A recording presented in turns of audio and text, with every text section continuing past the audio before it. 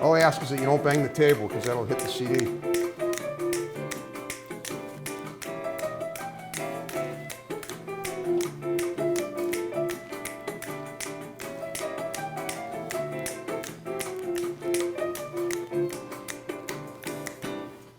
Good afternoon, everyone, and welcome to Topic Time with Harrison Young.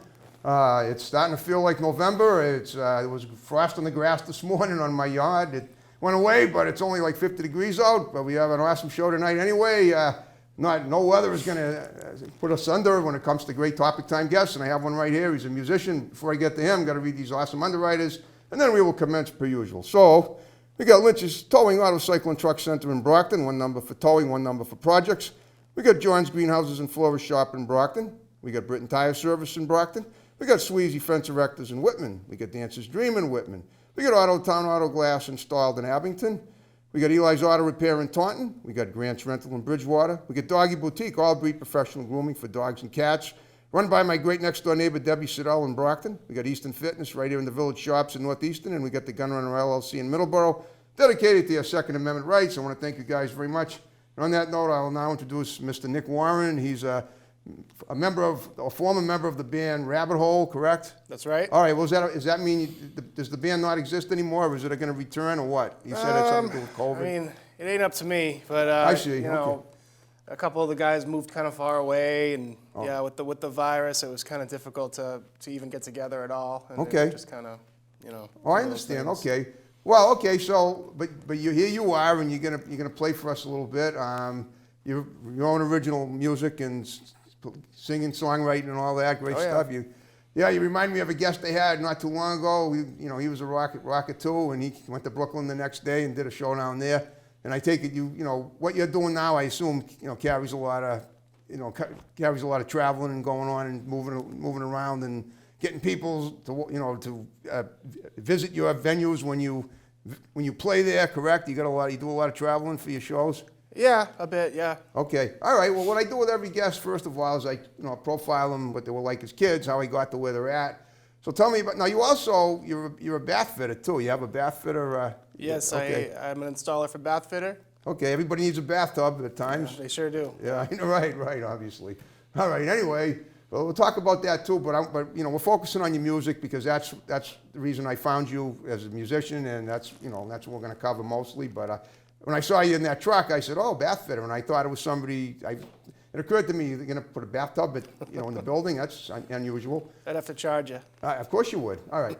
Well, tell me about where you grew up, how you started music, what you were like as a kid, and then we'll talk about that and work our way toward the present and then the future, and then you'll play some songs. Okay. So I grew up in Lowell. Okay. I went to a school called the Arts Magnet. It doesn't exist anymore. Okay, was it in Lowell? Yes. Arts Magnet? Yeah. So was that a school for arts and performance? Yeah, it was a magnet school in downtown Lowell, so they'd pull kids from all over the city. And we had 8 different art classes. We had 2 different music classes, a drama class. We had a photography class where we actually would, take photographs, and then we had a dark room where we would develop our own prints and stuff. Kind of like when I did at Curry College. And I flunked anyway. Yeah. Well, I flunked photography. Okay, so you did you dabbled in a lot of stuff. I was exposed to quite a bit. Yeah. Yeah, that's good. Okay, and that was your high school instead of Lowell High School. You went here. No, I went to Lowell High School after that. This was middle school. Oh, middle school. Wow. So you were only in your teens then.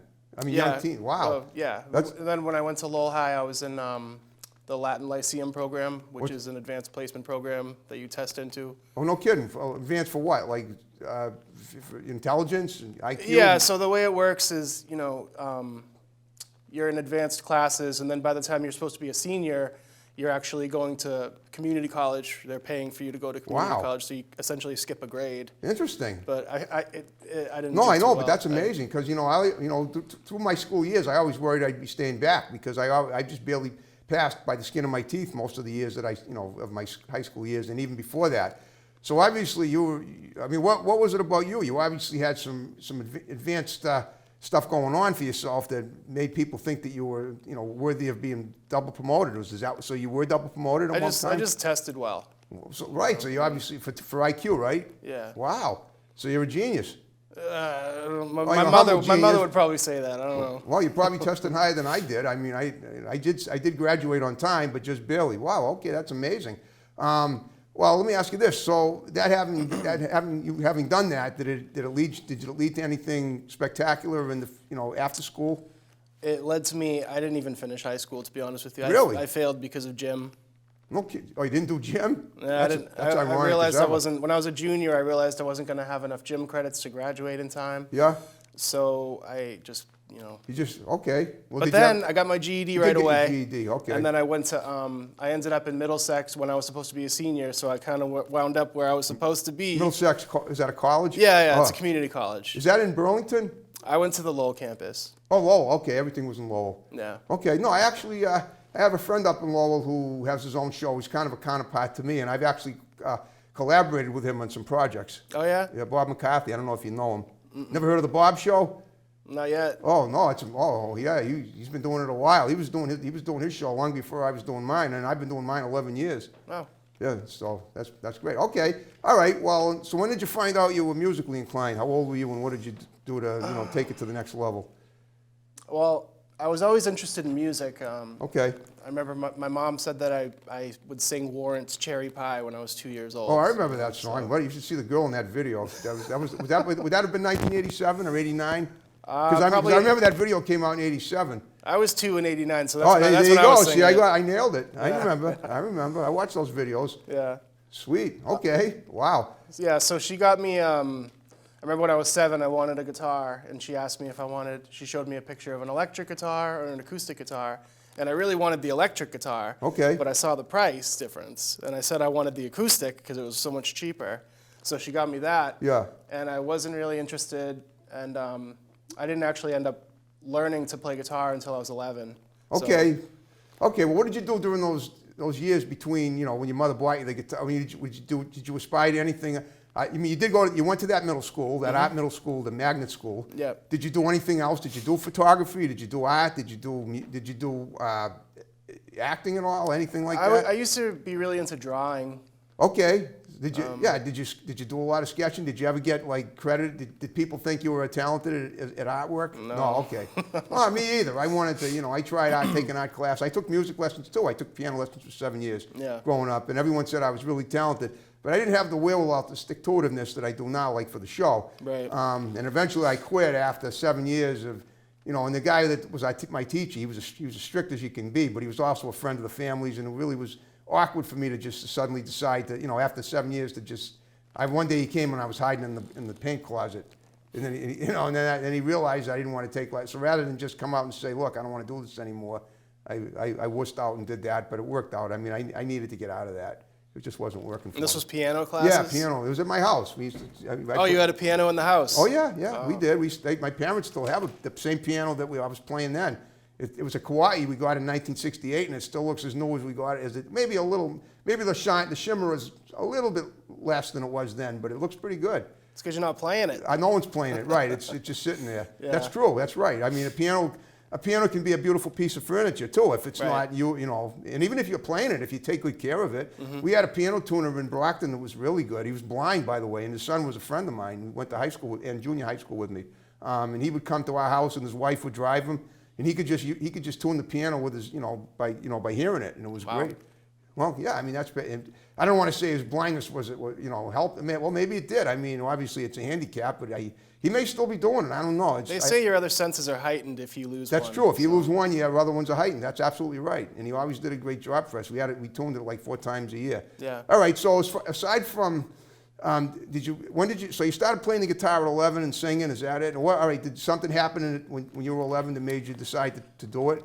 Yeah, I heard a Nirvana record. Okay. Yeah, Would it have been Smells Like Teen Spirit? No. I actually used to tease a friend of mine who, the reason I got the acoustic guitar in the first place, when I was in 3rd grade, a buddy of mine had an electric. Okay. And I invited him over to the house, and my mom was like, "Oh, who's your favorite band?" And he said Nirvana, and I teased him because I just didn't know. You didn't know who they were then? I just thought I didn't like it. I don't You know. didn't like Nirvana then? Yeah. Okay. But then I heard the song "Breed," Oh yeah. and I was like, I have to do this. Great. So I have Okay. to do So this. Kurt Cobain, the late Kurt Cobain was an inspiration to you. Yeah, obviously. just that riff. I'll never forget how I felt. Just wanting to do that so badly. Well, Kurt Cobain had already. This was so. You were 11, and probably by the time you were 11, he was long gone. He was already gone. Yeah, he was already gone. But okay, so you did. So what did you do at 11? Did you start performing music at at school and talent shows and on the road and whatnot? I won every talent show I was ever in at the Arts Magnet. Oh, cool. Every one of them. So that's okay. Wow. So that was your niche. Everything was music. Yep. It came down to that. that. That was me. Yep. That was you. Okay. So from 11 on, what did you? So then you did your So what about after, not including the GED years? How did you tell me about how Rabbit Hole formed, your band that you were in? Okay, so I hadn't been involved in music for a long time. I had some personal stuff. Yeah, yeah. I kind of got off the music for a long while. Okay. And then I was actually at a Friendsgiving, which is just a Thanksgiving party that my friend Paul was having. Yep. And there was this dude Jeff there, and he had seen my old band, which was the Virgin You had Suicides. another band. What was your old band? That was in high school. The high school band. Did they have a name? Yeah, the Virgin Suicides. Oh, I like it. Yeah. Okay. And then we changed our name just to TVS for copyright reasons, and then we became Venezuela. Okay. And I wrote a lot of songs with those guys. We had a lot of fun. Yep. And then when that band broke up, that's when I took the long break. And I was at a party at my friend Paul's house, and this dude Jeff, who had seen us play a bunch of times in Lowell at different spots. Okay. He was like, he said to a friend that I was with at the time, he told her like, man, I wish Nick would consider playing with me. And then she told me about it after. And I had just come in contact with a drummer named Milton, who said like, oh man, I've always wanted to play with you ever since high school with TVS and blah, blah, blah. So long story short, we ended up getting together and just for fun, just learned a bunch of cover songs, and we formed a cover band called Partial Credit. Okay. Because they weren't our songs, but you get partial credit. So the name of your band sort of gave you gave an indication that they were cover songs and you weren't your originals. Okay, that makes sense. So it wasn't too long before that got a little kind of boring. And, for Halloween one year, my drummer wanted to do Guns N' Roses, which none of us. You do look like Axl. Yeah. You definitely do. Well, I mean, I like all the hits and stuff, but none of us were like huge Guns N' Roses fans. It would just be fun, for Halloween. You always do something that you're not. So we recruited a couple of friends. How long ago was this? How many years? This would have been 2015. So just 6 years ago. Mm-hmm. Right, so you were already an adult by then. Oh, yeah. Oh, yeah, obviously. Okay. So we did the Guns N' Roses thing with a guy named Johnny came and played guitar. Okay. And then Johnny from the Bad Company song. Don't you know that you are a shooting star? You know that song? Yeah, I think that's the one. Yeah. Yeah. Okay. No. I hope he's okay. Right. Yeah, he's all right. Okay, good. He's a teacher. Cool. Okay. So it was him. It was Partial Credit, which would have been me, Milton, and Jeff, and then we needed a couple other guitar players because I was only singing. Okay. So we had Johnny. And then Breton from a band called Arlen, which is actually my friend Paul, who I was talking about earlier, is a guitar player. Okay. Anyway, it's a small. Was this all in small Lowell, music right? community? Yeah, okay, it's very incestuous. Everyone's playing in each other's bands and all that kind of stuff. But so we did that, and then after that, I was just dying to start writing songs again because it had been so long. Of course. So we started having these like Tuesday night jam sessions every Tuesday. Okay. And it started with like 8 guys, and then it would boil down. After a few weeks, it boiled down to me, the drummer Milton, Jeff, who's no longer with us. Oh, I'm sorry. And then Johnny was coming around, and then Jameson was the bass player who I met through something called Doing It Together Fest in Lowell, which is this cool thing that they used to do at a place called Uncharted. Also, rest in peace. Did you ever do anything at the Dubliner, by the way? You know the Dubliner? Yeah, I played there. Yeah, because I did a show there 10 years ago. I think that was Venezuela's last show. Oh, no kidding. Okay, yeah. There was a car caught on fire outside. WAF was there that night too. Oh, really? Yep. They were covering some stuff, and it was pretty cool. Yeah. Oh, they had an event. Wow. Okay. All right. Look, why don't you? I'm hearing you talk like that. I'm really getting antsy to hear you play something. So how about it? You want to get your guitar rolling? Play a couple of tunes, name them, and then we'll talk about them afterwards. Okay. Go ahead. I'll start. This is a song I wrote with the Virgin Suicides. It's one of the first songs I ever wrote when I was like 15. The song's called Heartless Goal. What is it? Heartless Goal. Heartless Goal. Love it. Okay.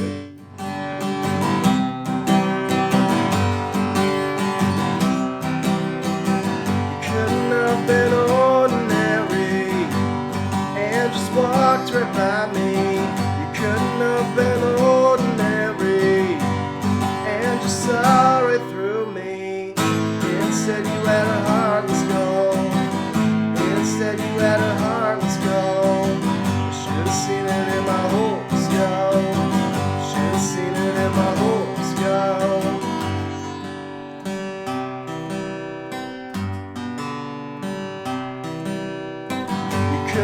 come to your senses and put up defenses. You couldn't have come to your senses and laugh at my expense. Instead you had a heartless goal. Instead you had a heartless goal. Should've seen it in my horoscope. I should've seen it in my horoscope.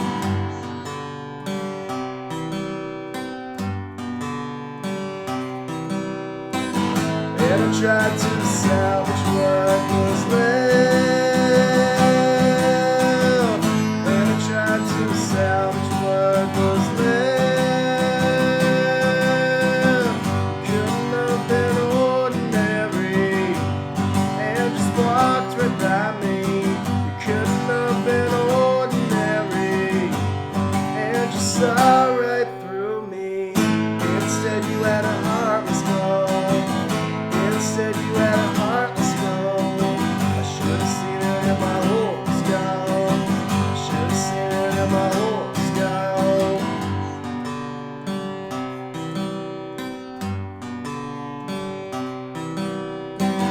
And I tried to salvage what was left.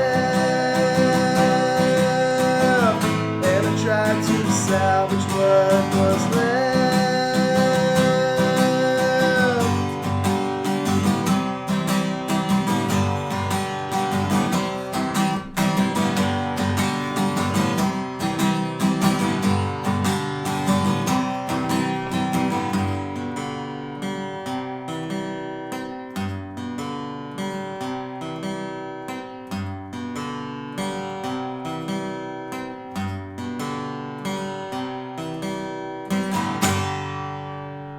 That was awesome. Thank you. Good job. Thanks. All right. Any inspiration for that one? Just, unrequited love. Oh, believe me, I know that. You're in 9th grade or whatever, Yeah, well, it was just 9th grade for me, but that's a show for another day. All right, go ahead, do another one. All right. This one is a song that I wrote with Rabbit Hole. This is one of our very first songs. I actually wrote it right before we formed, but I saved it for those guys. Okay. And, we used to do an electric version of it that's much faster called Don't Touch Me. And whenever we would do an acoustic gig, we'd slow it down, and I would call it Wet Paint. Okay, wet paint.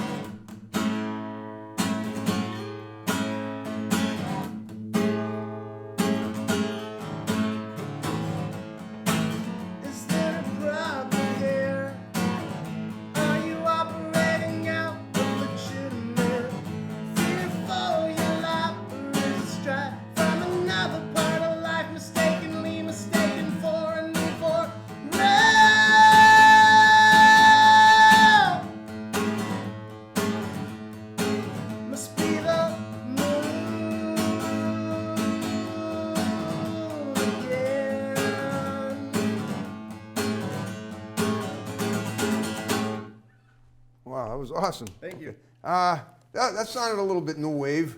Yeah. Kinda, yeah. Yeah.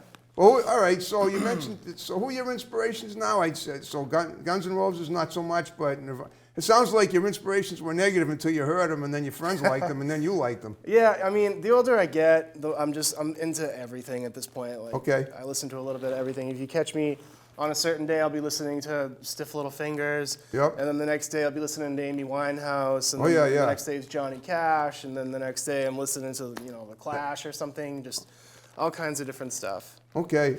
So tell me about what are you doing currently? Now you're not with the band right now. So is there a chance they might return or not? I wasn't sure on that. Yeah, I mean, I don't If think not, so. that's fine. All right. Well, all right. What about you? So in terms of gigs now, where do you go? I mean, do you have like places? I do not a lot, but I do like every month or so. I've been doing like a solo acoustic thing where I'll play for a couple hours. Where? Like at a bar or something? Yeah, there's a place in Lowell that I like to play a lot called Thirsty First, and Okay. another one called Warp and Weft, and just wherever. Okay, I've started doing Facebook Live sets over the spring. Well, that must have been great. That's probably what I saw a few days ago when I thought was really great That was a rehearsal for a one-time gig we did, a Pixie set. Oh, tell me about the Pixie stuff. We were talking about that. What is a Pixie? I should know. The Pixies, they're a band from Boston. Oh, okay. They're Yeah. a band from Boston. Yes. Oh, okay. I get it. Yeah, All right. and it was just in one of those Halloween cover sets. Yeah, I see what you mean. Okay. Now, I'm just curious. Have all your gigs just been in Lowell so far until today? Well, no, I mean, Rabbit Hole, we actually played a gig in Canada up in Montreal at one Okay. point. How long ago? That would have been 2018. I Okay, think, so somewhere 3 years ago. between, yeah. But I mean, I'm just wondering. So basically, but right now you're basically just you're hopping around Lowell doing Just gigs. me, yeah, pretty Yeah. much just around town, yeah. Okay. Have you ever done a music video? You with a band or by yourself? We tried to make one for a song called Late for Lunch. Tried to? What happened? We just never finished it. Oh. Okay. Yeah, I don't know. Well, all right. That's fine. All right. Well, so I mean, what I'm wondering is, do you have like a schedule where you book for stuff like in the upcoming weeks, going into the holidays? I don't have anything booked right now. It was a lot of the Pixies thing took a lot of focus because we didn't have a ton of time to Right. rehearse for these songs. I wasn't super familiar with some of the songs, and being the person up there singing and stuff, you got to really put a lot of effort into remembering the lyrics and Oh, all that's that. right, which yeah. Not always the best. But You haven't written down there, right? yeah, this is Okay. a different song I was Okay. gonna do, but I'm a little sketchy on the lyrics sometimes because we never actually recorded it. Okay. It's the last song I wrote with Rabbit Hole, but we COVID hit. Like I think I wrote this like 2 years ago. It looks like it's old paper. I mean, the Yeah. paper hasn't yellowed yet, but it looks like it's getting there. It's getting there, yeah. I wrote this 2 years ago, like almost to the day, and then we only had a couple months left before COVID hit. Right, you right. know, Nobody so. even knew that. Right. Tell you what, why don't you do one more, kind of short song, and then we'll wrap the show up after we, All right, cool. do the covers at the end. I'm gonna do this one. It's called Shoot to Kill. Okay, cool. Shoot to kill. Okay. There's nothing left to kill. No, there's nothing left to spill. I just cover in my will, though. But the will to live still, though. Now I know I'm very ill. My mind, it only seems to spill. Got a case of nothing's real, though. Somewhere hanging neath the willow. Break my bones. Live it alone. Waste my woe. Live it all. Somewhere far away but still. Secrets that I gotta spill. God just crumble in my will, though. But the damages are still, though. Now there's nothing left to kill. And there's nothing left to spill. And you know it's unreal, though. I hid it underneath my pillow.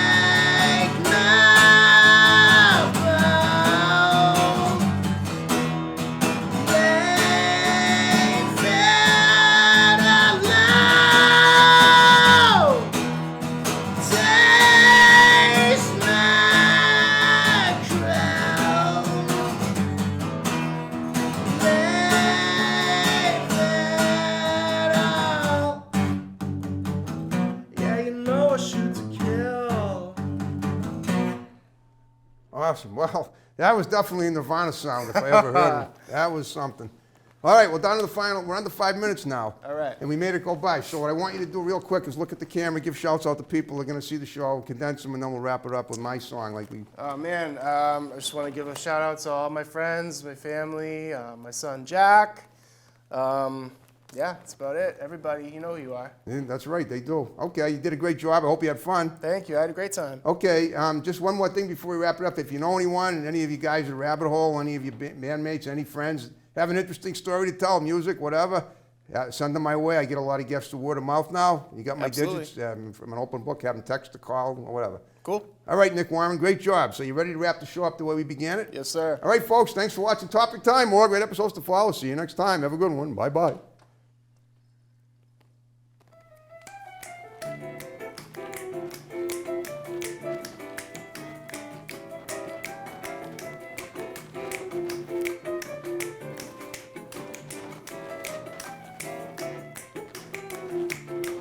There you go.